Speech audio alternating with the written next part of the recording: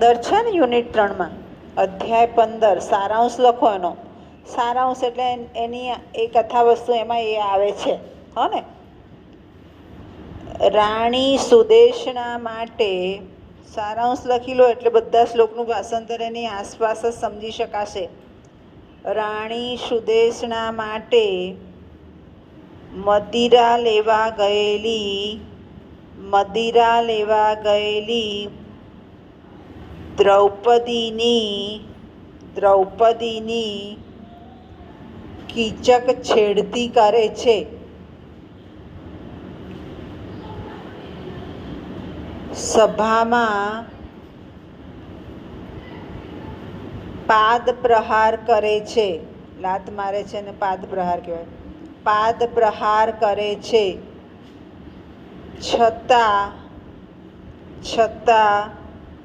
બધા મૌન રહે છે. યુધિષ્ઠિરે આપેલા આશ્વાસનથી તે સુદેશનાને ત્યાં જઈને, સુદેશના રાણીનું નામ છે. હો ને, સુદેશનાને ત્યાં જઈને બધી વાત કરે છે અને સુદેશના જણાવે છે કે ગુનેગારને અવશ્ય સજા થશે જ.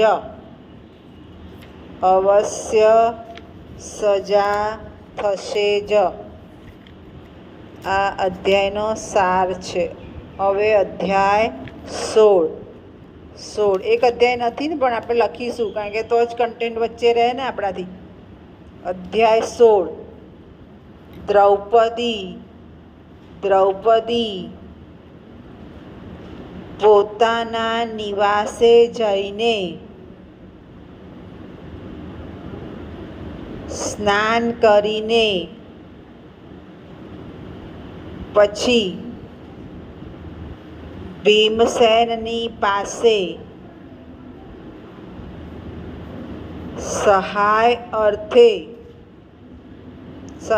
મદદ માટે સહાય અર્થે પહોંચી ગઈ.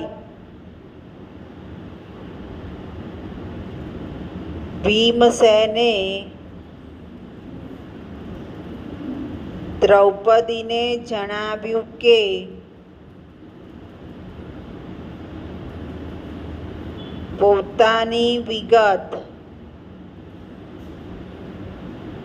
જલ્દી કહી બતાવે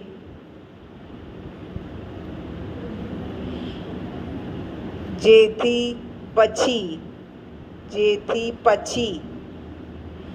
તે યોગ્ય કાર્ય કરી શકે.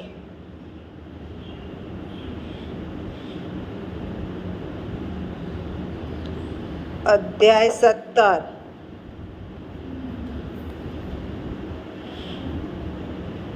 દ્રૌપદી પોતાની વ્યથા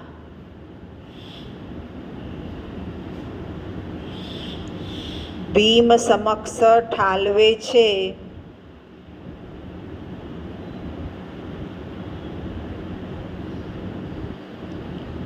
યુધિષ્ઠિરની પૂર્વ જાહો-જલાલી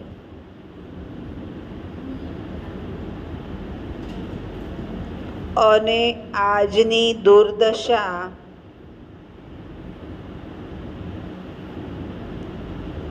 દર્શાવીને ભીમને પરિસ્થિતિથી વાકેફ કરી અંતે પોતાનું દર્દ દૂર કરવા જણાવે છે.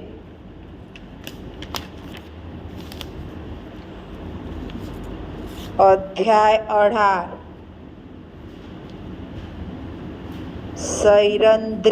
સૈરંધ્રી એ દ્રૌપદીનું અજ્ઞાતવાસનું નામ છે. હને, શૈરંદ્રી પણ લખી લો, કારણ કે તો જ કન્ટેન્ટ રહેશે ને. કૌંસ કરીને લખી લો હો ને, કારણ કે આગળનું કથા વસ્તુ જોડવા માટે વચ્ચેની કડી તો ખબર હોવી જોઈએ ને.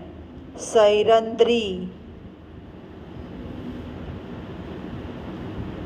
બલ્લવને પ્રેમ કરે છે. બલ્લવ એ ભીમનું નામ છે. બલ્લવને પ્રેમ કરે છે. ભીમનું અજ્ઞાતવાસનું નામ છે. એવી સુદેશનાની આશંકાથી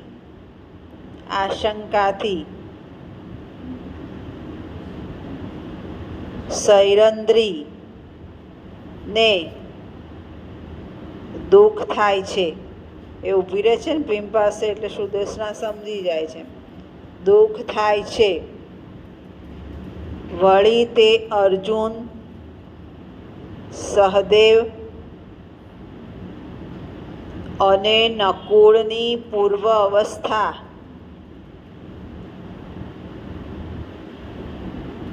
અને અત્યારની સ્થિતિ જોઈને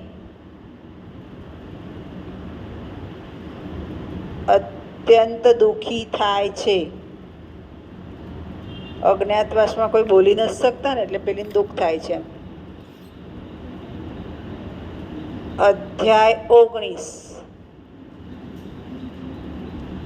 દ્રૌપદી યુધિષ્ઠિરના જુગારના શોખને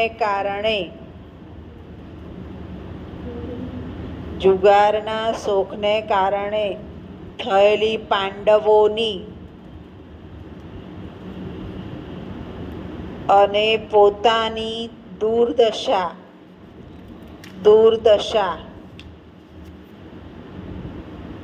વર્ણન કરે છે.